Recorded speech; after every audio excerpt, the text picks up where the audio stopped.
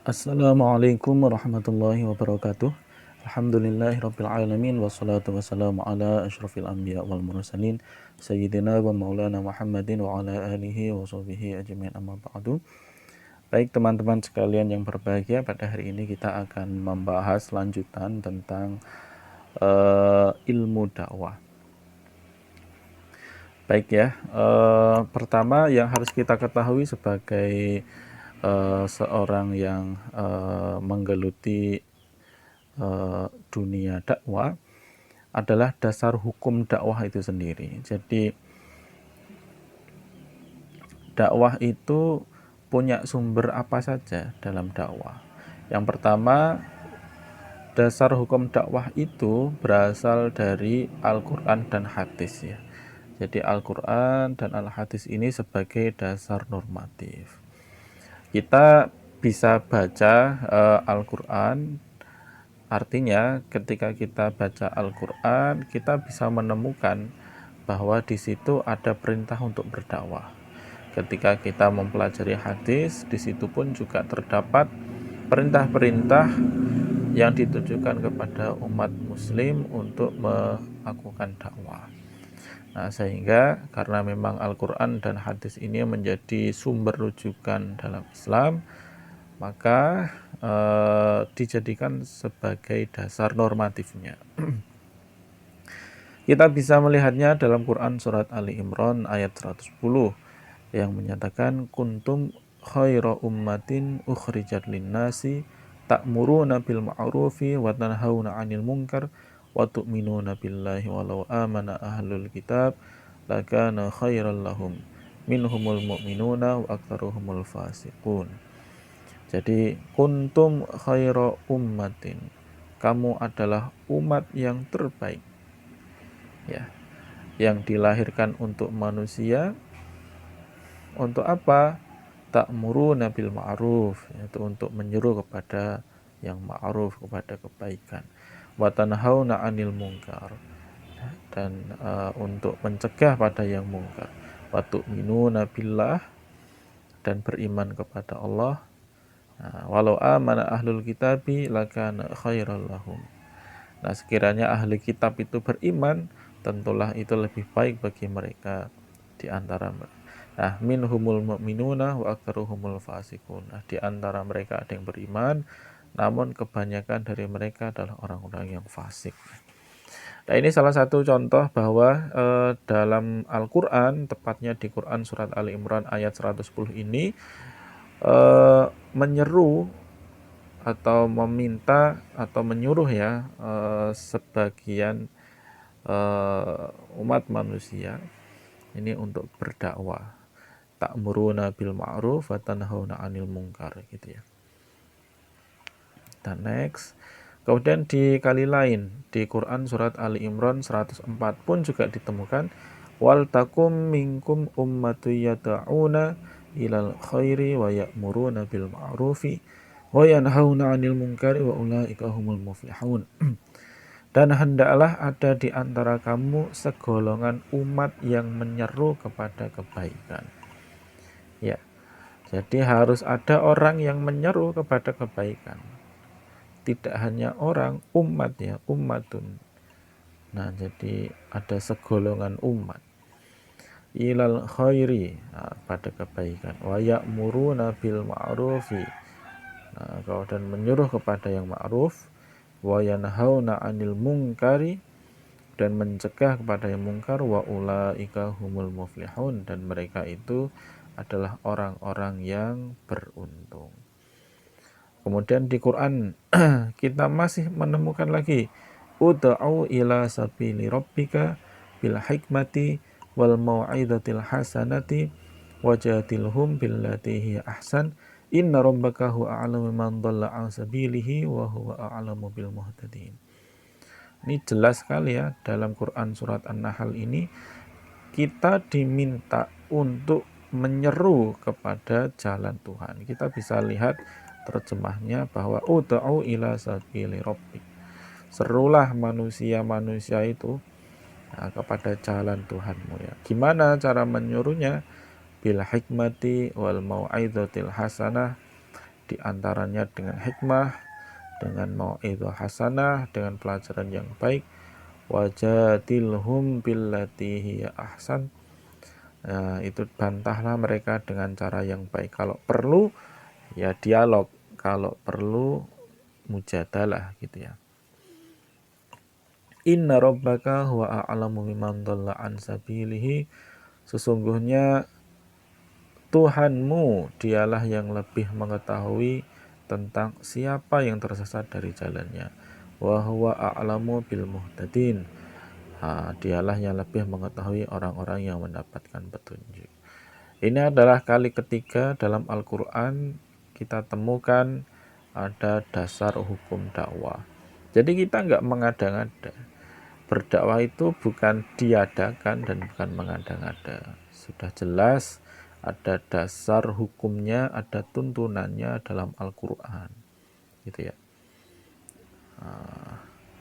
Kemudian kalau dalam hadis gimana? Apakah ditemukan perintah untuk berdakwah? Oh, ternyata ada. An Abi Sa'id Al-Khudri radhiyallahu anhu qala sami'tu Rasulullah sallallahu alaihi wasallam yaqul. Nah, ini. Man ra'a minkum mungkaron. Barang siapa di antara kamu melihat sesuatu yang mungkar. Kalau kalian melihat satu hal kemungkaran di depan kalian, di hadapan kalian, apa? Falyughayyirhu biyadi. Maka hendaknya kalian cegah dengan tangan kalian. Pernah enggak kalian melihat kemungkaran? Pasti pernah ya.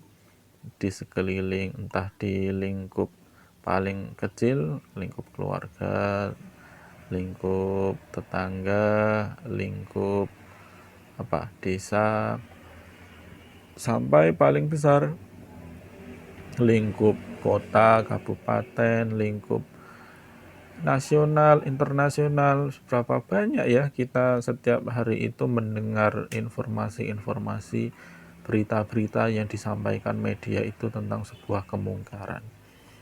Di televisi, di media sosial, dimanapun. Saya kira hampir setiap hari ada berita kriminal, betul enggak ya? Kenapa ya? Kok setiap hari ada berita kriminal? Setiap hari ada saja berita tentang pencurian, perkembangan tentang korupsi, apalagi pembunuhan misalnya. Ya itu artinya ini ya, kalau dikaitkan dengan ini, kalau kalian melihat man ra'a minkum mungkaron, kalian melihat kemungkaran, falyughayyirhu biyadi. Maka ya rubahlah dengan tangan kalian. Tangan kalian ini maksudnya bisa diartikan sebagai kekuatan atau kekuasaan. Nah, rubahlah dengan tangan kalian. Bisa dimaknai dengan literal ya. Dimaknai secara apa adanya, secara bahasa. Tangan ya dengan tangan. Artinya dengan mencegah dengan tangan. Itu pun juga bisa. Fa'il lam yastati' fa bilisani. Maka jika tidak sanggup dengan tangan, tidak berani, tidak punya kuasa, tidak mampu, ya pakai lisan, fa bilisani. Maka menggunakan ucapan. Ya. Ucapan. Ya ada tetangga tidak rukun, ya dinasehati. Berani enggak?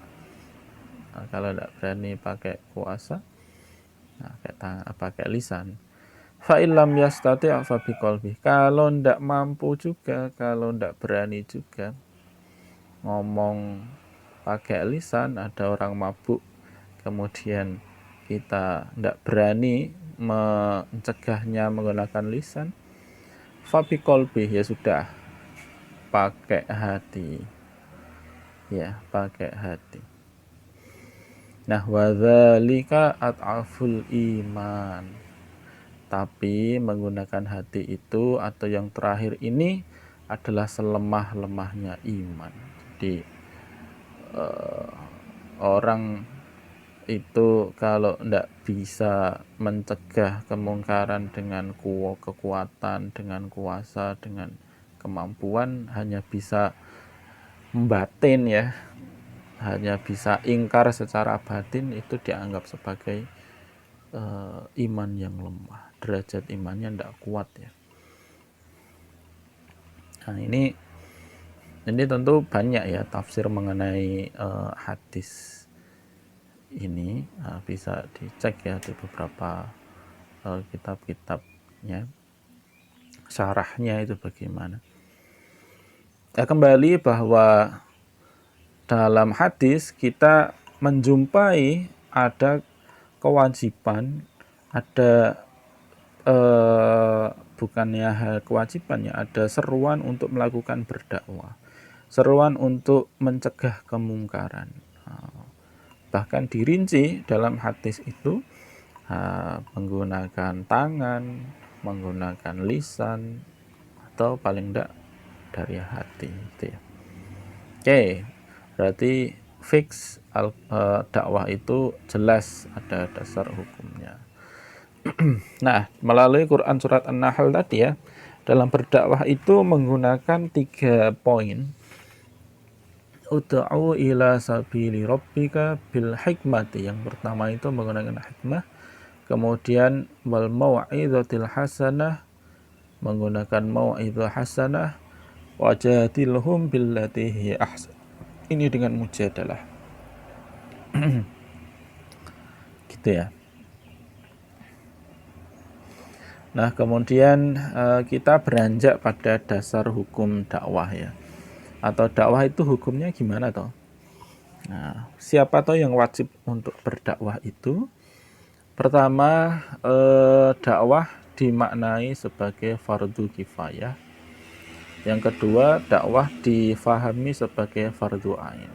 Kalau fardu kifayah artinya jika sudah ada sebagian orang yang melakukan atau menyeru untuk berdakwah, maka kewajiban berdakwah itu gugur.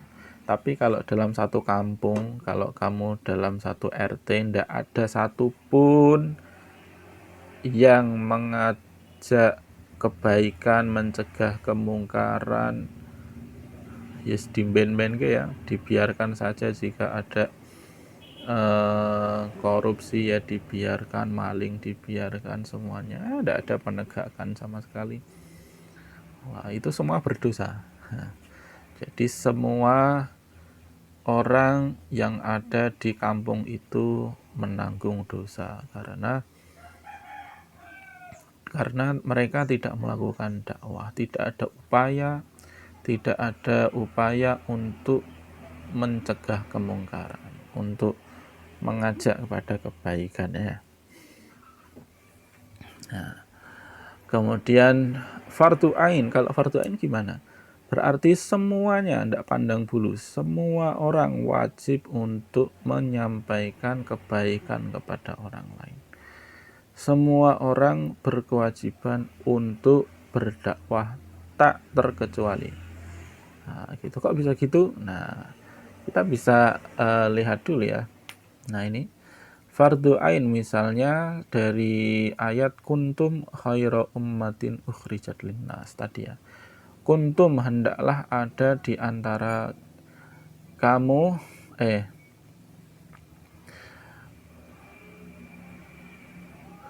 kemudian wal takum minkum ummatu ya, hendaklah ada di antara kamu umat. Nah, minkum, nah kuntum dan minkum ini sifatnya umum, dimaknai oleh sebagian ulama adalah umum, sehingga semua orang di antara kalian minkuntum. Nah, ini berarti kan semuanya ya. Nah, semuanya.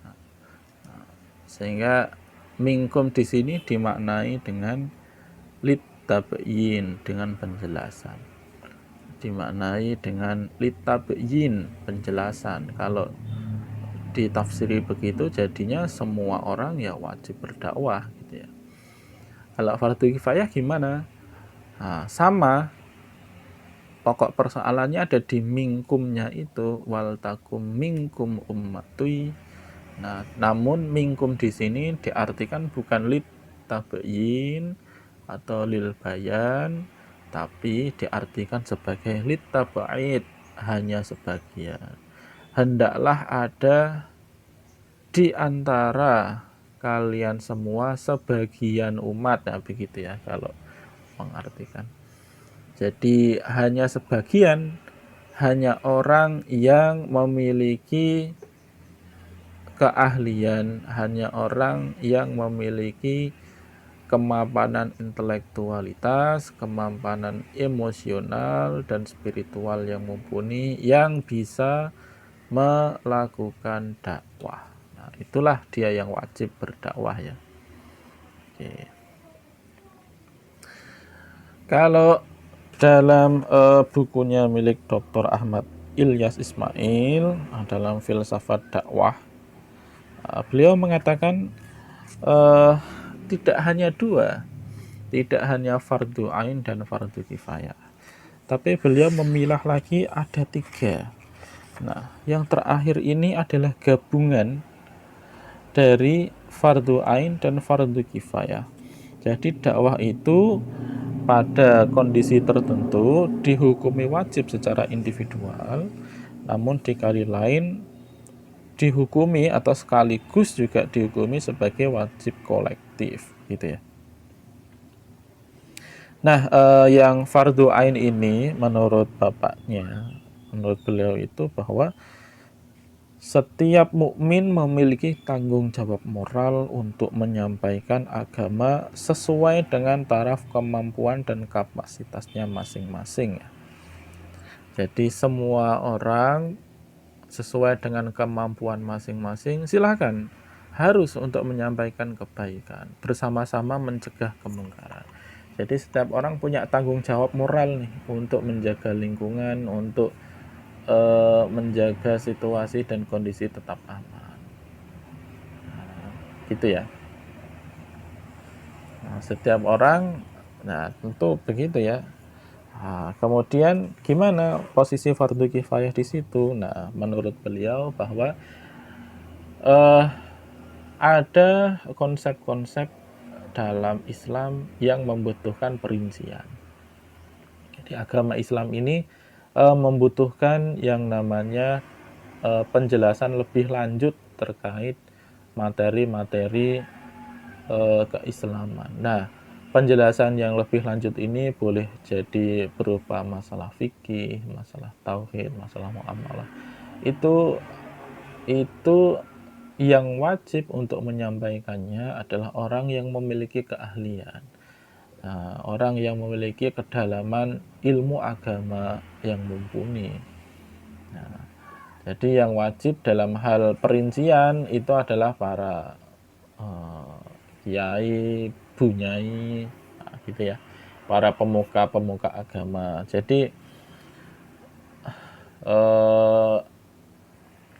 Ilyas Ismail ini dia berusaha untuk melakukan sintesa atau penggabungan antara fardu ain dan fardu kifayah dengan cara memahami seperti itu. Jadi fardu ain dua-duanya ini berlaku sekaligus. Fardu ain itu berlaku bagi orang awam secara umum, itu semua wajib melakukan dakwah sesuai dengan taraf kemampuan. Kemudian fardu kifayah itu dikhususkan bagi orang yang memiliki kemampuan atau kecukupan ilmu pengetahuan agama, kecukupan intelektualitas, emosional, dan spiritual, begitu ya. Oke, kita next ya. Nah, kemudian landasan filosofis dakwah ya. Menuntun keyakinan umat manusia sesuai fitrah, yaitu tauhidullah, memiliki keyakinan kepada Allah bahwa ini ya, kullu mauludin yulatu alal fitrah fa abawahu yuhawwidanihi aw yunassiranihi aw yumajjisanihi kama talil bahimati tuntajul bahimata hal dara fiha jata'ah. Begini ya, jadi fitrahnya manusia, jadi bawaan dari lahir manusia itu ya ingin menyembah kepada Allah ya, manusia itu tidak bisa lepas dari yang namanya kebutuhan spiritual. Semua peradaban yang ada di dunia ini dalam sejarah, mereka mempunyai sandaran, mereka mempunyai agama. Nah, kalau di Indonesia zaman belum ada orang yang berdakwah atau menyebarkan agama di sini, ada yang dinamakan animisme, dinamisme. Jadi menyembah bebatuan, menyembah apapun. Bentuk ibadahnya boleh apapun, bentuk agamanya boleh apapun. Tapi yang jelas bahwa manusia tidak bisa lepas dari yang namanya bersandar pada hal yang lebih besar dibanding dia. Kenapa? Karena pada hakikatnya manusia itu menyadari bahwa dia tidak selalu bisa menghadapi kenyataan dalam hidupnya atau problematika dalam hidup, sehingga dia butuh satu sandaran, butuh ini ya, seagama itu sebuah kebutuhan kira-kira gitu, sehingga sudah menjadi fitrah ya, sudah menjadi bawaan dari sananya orang itu ingin bertauhid kira-kira gitu. Nah, cuma orang tuanya lah yang kemudian yuhawidanihi au yunasironihi, yang membuatnya menjadi Yahudi, yang membuatnya menjadi Nasrani, au yumajjisanihi, atau membuat menjadi Majusi. Jadi gini ya, ada teori tabula rasa ya, atau kertas kosong putih gitu ya. Jadi anak lahir itu ibarat kertas yang bersih, masih putih, belum ada goresan. Nah, fa'abawahu, ya orang tuanya itulah yang punya tanggung jawab untuk menuntun dia sesuai fitrahnya.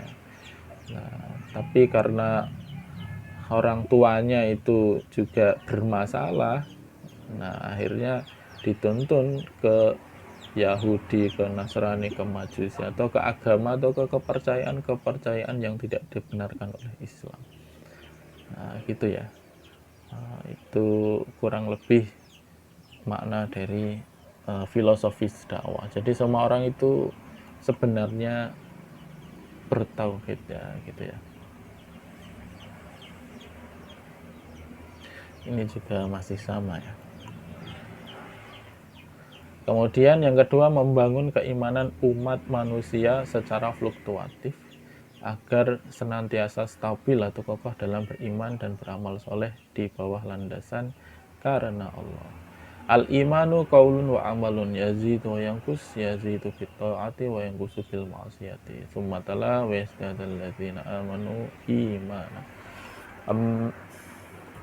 Jadi membangun keimanan manusia. Ya, dakwah itu berfungsi untuk memperkuat ya, memperkuat keimanan. Jadi keimanan itu dia akan terus bertambah dengan adanya dakwah. Orang selalu diingatkan, orang selalu mengucap dan berbuat sesuai dengan kaidah-kaidah agama, itu akan bisa menambah dengan ketaatan gitu ya, dan mencegah kemungkaran. Tentu orang akan tidak berbuat maksiat ya, dan itu kemudian bisa menambah keimanan.